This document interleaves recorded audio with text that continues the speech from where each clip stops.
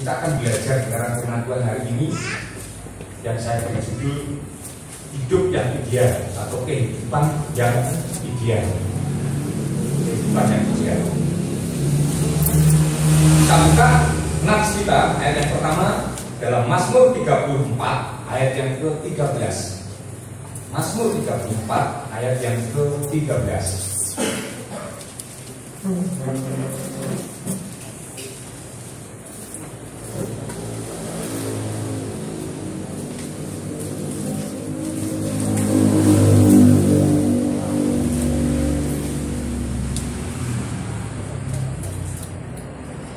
Kita baca bersama-sama. Saya dan sekali lagi dengan hormat kami berdiri untuk memberkati kebenaran firman Tuhan hari ini. Pertama ini kita baca bersama-sama Mazmur 34 ayat yang ke-13. Kita baca bersama-sama 1, 2, 3. Siapakah orang yang menyukai hidup yang mengiringi umur panjang untuk menikmati yang baik? 13 silakan dulu. Masalahnya. Nah, sudah saya kasih Tuhan. Umur panjang untuk menikmati yang baik, inilah yang saya maksud sebuah kehidupan yang ideal yang diingini dipilih oleh setiap orang. Saya yakin ini dipilih oleh setiap orang dari pilihan-pilihan yang lain. Orang tidak mungkin memilih umur panjang tetapi hidupnya menderita terus. Kadang-kadang terus daripada menderita ini kan cepat mati ya. Kadang-kadang kan ada seperti itu, bahkan ada bunuh diri dan sebagainya itu kan gara-gara putus asa menghadapi hidup yang sulit, menghadapi hidup yang sukar. Ya, sudah kasih Tuhan. Tetapi sekali lagi itu bukan pilihan. Umurnya panjang, tetapi hidupnya menderita. Itu bukan pilihan. Ya. Sekalipun mungkin kita bisa saja menghadapi hal itu, tetapi itu bukan pilihan.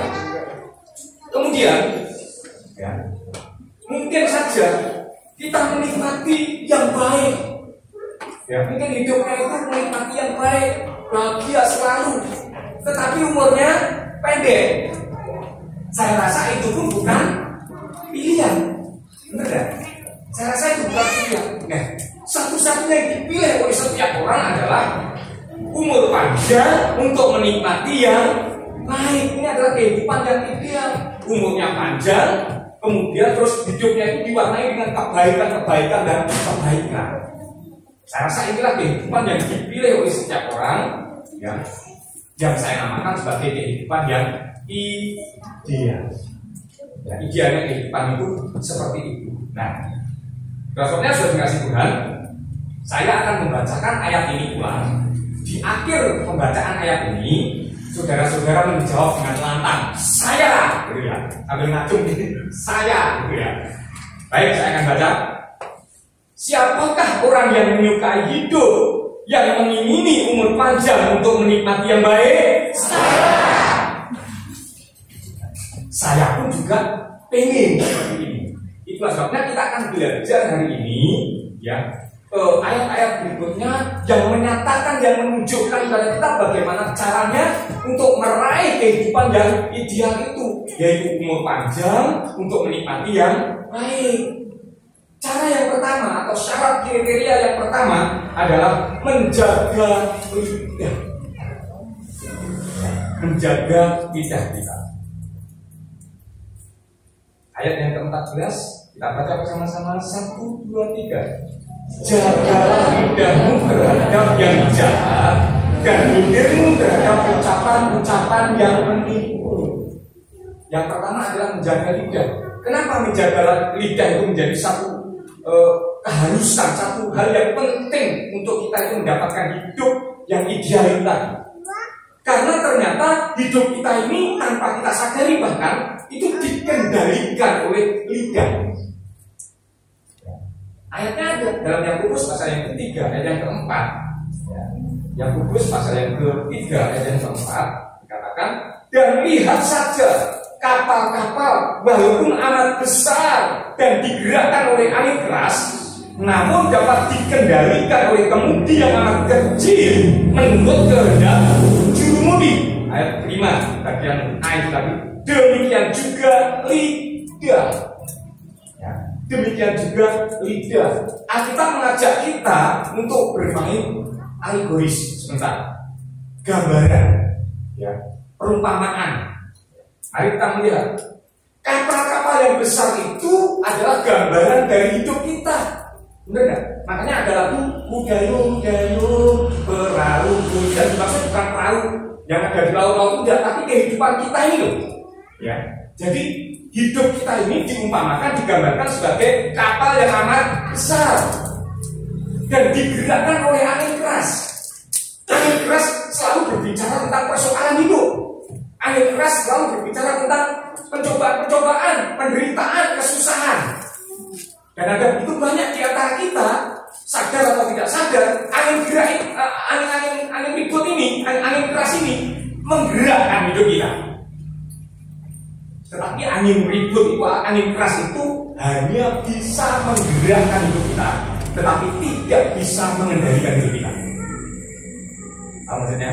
Angin keras itu hanya menggerakkan kita, tapi tidak mengendalikan hidup kita, tidak bisa mengendalikan kapal itu.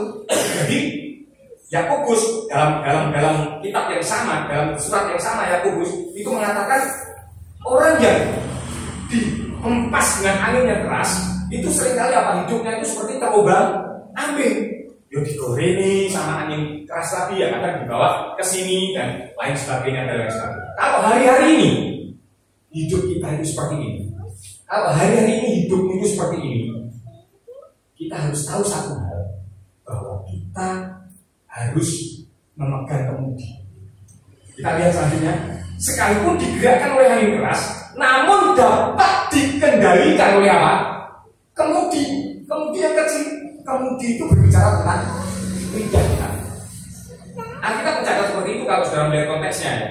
Jadi kemudi itu yang dimaksud, kemudi itu adalah lidah kita ini yang amat kecil menurut apa? Kehendak jurumudi. Siapa jurumudinya? Kita. Apa artinya? Artinya hidup kita itu mau kita bawa kemana, saudara?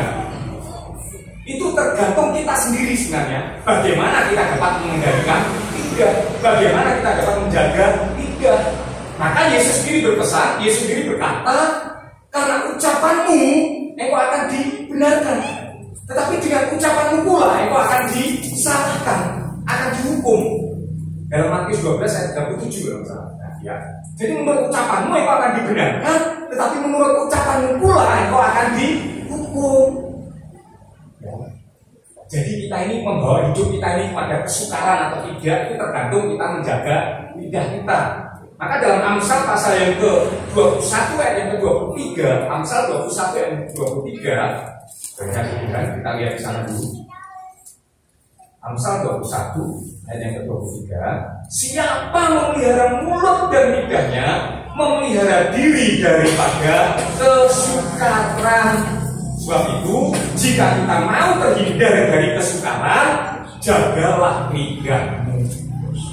Amin. Ya, ketika saya menyampaikan, jika kita mau terhindar dari kesukaran, saudara bisa tengok kanan kiri. Jagalah lidah. Katakan begini ya. Oke, ya. Benar. Saya katakan dulu. Jika kita mau terhindar dari kesukaran, ya. Sekarang ganti saudara-saudara menunjuk ke saya, ya. Karena saya pun juga perlu menjaga lidah seperti itu ya. Ayo, baik, ya. Jika aku mau terhindar dari kesukaran, siap, amin. Yang lainnya juga berkata, siap. Nah, artinya begini, menjaga lidah itu artinya begini. Jangan kita memakai lidah kita itu untuk ngerasani, benar kan? Ngerasani. Itu hal yang paling guaning, hal yang paling enak kalau kita ngobrol, kita ngomong itu ya, apalagi kalau sambil kritan gitu, rasa-rasa itu luar biasa. Waduh, apa kebarannya loh, Mas keren putih. Ya. Setelah saya kasih Tuhan, saya mendapatkan berkat dari Pak Usa, limo ke papat putih kakek. Sehingga akhirnya ya pakai kadang-kadang ya saya cuci dan sebagainya saya pakai lagi karena saya senang ini enak dipakai daripada yang lain. Kita kembali pada firman. Ojo rasani, jangan rasani. Masih ingat jari ini putrane Gusti? Lagu itu masih ingat? Jari ini putrane Gusti? Sing setyo tansah setyo ngabekti apa lagi? Nanging nyatane ora bener uripe rasani ngomong mrene ngelek-ngelek tanggane busanane padha padu golek bener. Anu begitu saja. Jadi kalau kita rasa-rasa itu harus membuat kita bertengkar. Nah, itu yang pertama menjaga lidah kita. Jangan sampai ngerasani. Ayo, tengok kanan kiri coba rasani yo. Rasani yo. Jangan membicarakan kejelekan orang gitu ya. Kadang-kadang belum rasani yo. Jangan membicarakan kejelekan orang, jangan menjelekan orang. Kemudian miso nih. Mengeluarkan kata-kata yang kasar. Halo? Ya. Oleh kanan kirimu, ojo miso. Jadi kadang-kadang kita ini mengeluarkan kata-kata yang kasar, kata-kata yang kotor, kata-kata yang tidak ada artinya, tidak ada maknanya. Halo, mungkin suka miso? Ya, masa hal yang sepele itu miso ya? Jangan, itu kata-kata yang kotor. Dan kemudian yang berikutnya lagi, jangan suka menipu. Kalau kita ini suka menipu, kita suka berbohong, maka pada akhirnya kita tidak dipercaya oleh orang lain. Kita akan mengalami kesulitan, kesukaran. Dan kalau hidup kita mengalami kesulitan, kesukaran, mana bisa kita hidup secara ideal? Mana kita bahagia? Mulut kita ini akan membawa kita kepada kesukaran apabila kita tidak bisa menjaganya. Firman Tuhan berkata seperti itu. Jadi yang pertama, sekali lagi, untuk meraih kehidupan yang ideal adalah menjaga lidah. Menjaga lidah kita. Yang kedua, menjauhi yang jahat. Kembali ke Mazmur tadi. Ya, ayat yang ke berapa? Selanjutnya ayat yang ke 15 sebenarnya. 15a. Mazmur ayat yang ke-15 bagian A. Mazmur 34. Jauhilah yang jahat dan lakukanlah yang baik. Jadi berikutnya lagi, untuk meraih hidup yang ideal, kita harus menjauhi yang jahat dan melakukan yang baik. Karena hidup terus bergerak, maka kita tidak bisa menjauhi yang jahat tanpa melakukan yang baik. Hidup ini terus bergerak, saudara. Hidup ini terus bergerak. Maksudnya seperti ini. Ketika katakanlah ini jahat, ini baik. Ketika saya menjauhi yang jahat, mau tidak mau, secara otomatis saya mendekati yang baik. Contoh ya, ini kejahatan. Ketika saya menjauhi yang jahat, semakin saya jauh dari yang jahat, maka saya semakin dekat dengan yang baik. Itu logikanya. Karena hidup, makanya di depan saya katakan, karena hidup itu selalu bergerak, kita nggak mungkin diam. Kita aktif, kita bergerak. Maka yang terjadi adalah ketika kita menjauhi yang jahat, secara otomatis seharusnya kita itu lebih dekat pada yang baik. Kalau kita mengaku menjauhi kejahatan, tetapi ternyata kita tidak menjadi lebih baik, maka itu berarti omong kosong. Ya, omong kosong.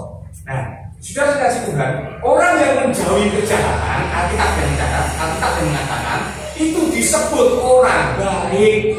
Kenapa? Ya karena itu tadi, jauh dari kejahatan, berarti semakin dekat dengan kebaikan, semakin dekat dengan yang baik.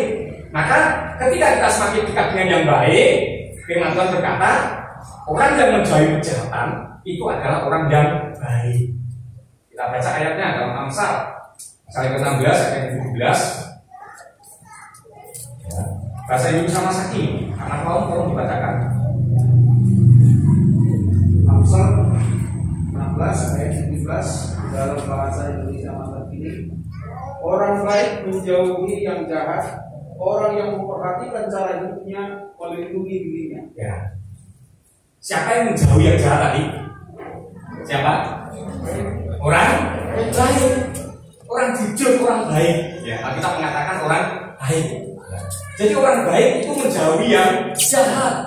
Sebaliknya, orang yang jahat itu menjauhi yang baik. Karena dia semakin mendekatkan diri kepada kejahatan, sehingga akhirnya dia semakin jauh dari yang baik tadi. Nah, orang-orang yang tidak menjauhi kejahatan, orang-orang yang tidak menjauhi kejahatan akan disebut orang jahat. Benar enggak? Coba ini hanya kebalikannya, bermain kata. Orang yang baik adalah orang yang menjauhi kejahatan. Berarti orang yang tidak menjauhi kejahatan adalah orang yang jahat.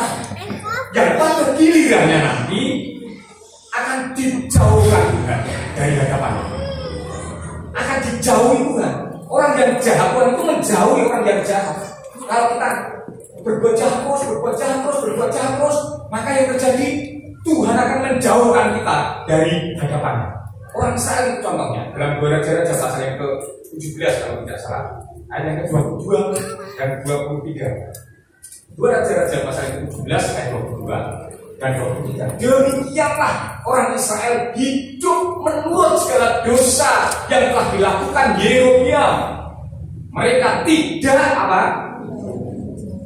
Mereka tidak menjauhi kejahatan Yerobeam. Mereka tidak menjauhi dosa yang dilakukan Yerobeam. Sehingga akhirnya ayat yang ke-23, sampai Tuhan menjauhkan orang Israel dari hadapannya seperti yang telah difirmankannya. Yang menarik adalah kalimat seperti yang telah difirmankannya. Apa artinya?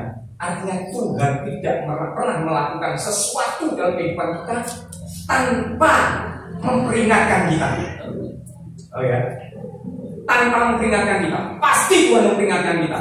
Pertama, Tuhan memperingatkan kita melalui kebenaran firman Tuhan yang tiap hari Minggu atau tiap ibadah kita dengarkan. Itu merupakan peringatan. Loh, saya tidak mengerti loh secara persis kehidupan saudara itu satu persatu. Tetapi firman Tuhan yang saya sampaikan kadang-kadang itu juga mengena pada hidup saudara. Kena firman Tuhan itu berarti peringatan, diperingati. Ya, kalau saudara itu tanggap sasmito dengan peringatan firman Tuhan itu, maka yang terjadi saudara luput dari yang namanya kesukaran. Ya. Kalau tanggap sasmito kemudian kita bertobat, maka seperti orang Israel ketika dia bertobat Tuhan tidak mungkin menghukum. Tetapi karena dia tidak menjauhi kejahatan, maka yang terjadi Tuhan menjauhkan mereka. Tepat seperti yang telah difirmankan. Selanjutnya lagi Tuhan bisa memperingatkan kita melalui masalah, kan begitu, masalah-masalah. Dan sebelum kita melakukan, kadang-kadang bahkan seringkali Tuhan juga memperingatkan kita melalui hati nurani. Ketika kita mau melakukan kejahatan, saudara bodoh. Ya, ini berarti hati nurani itu masih hidup. Tetapi kalau engkau aman saja ketika melakukan kejahatan, melakukan hal yang bodoh, hal yang tidak berkenan di hadapan Tuhan, saudara tenang-tenang saja. Jangan-jangan hati nurani saudara itu sudah mati. Ya. Tapi kalau hati nurani kita itu masih hidup, hati nurani itu bisa bekerja sama dengan rohnya Tuhan, mengingatkan kita, jangan itu salah, jangan itu nanti kamu sengsara, jangan itu nanti begini dan lain sebagainya. Gitu ya. Nah, saudara kasih Tuhan, jadi Tuhan tidak pernah mengizinkan masalah terjadi dalam kehidupan kita tanpa memberikan kita rambu-rambu terlebih dahulu. Nah, sekali pelanggaran kita itulah yang membuat kita jatuh dalam kesukaran itu sendiri. Nah, ketika kita itu dijauhkan Tuhan dari hadapannya, berarti kita hidup tanpa Tuhan.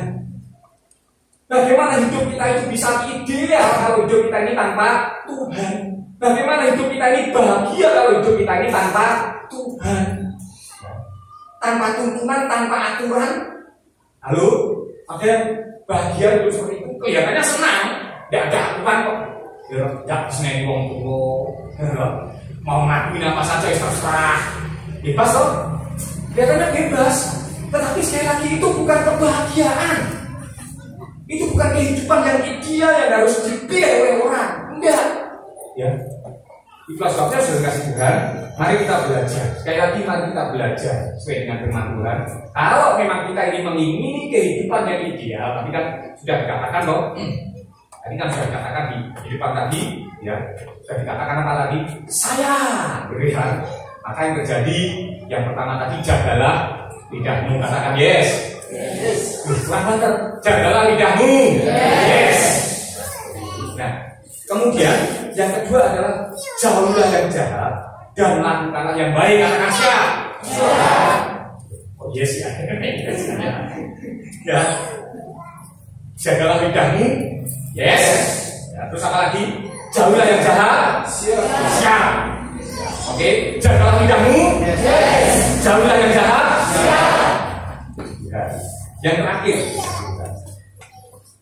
dalam ayat yang sama 15 bagian B, carilah perdamaian dan berusahalah mendapatkannya. Jadi yang ketiga, untuk meraih hidup yang ideal itu tadi, kita harus mencari damai.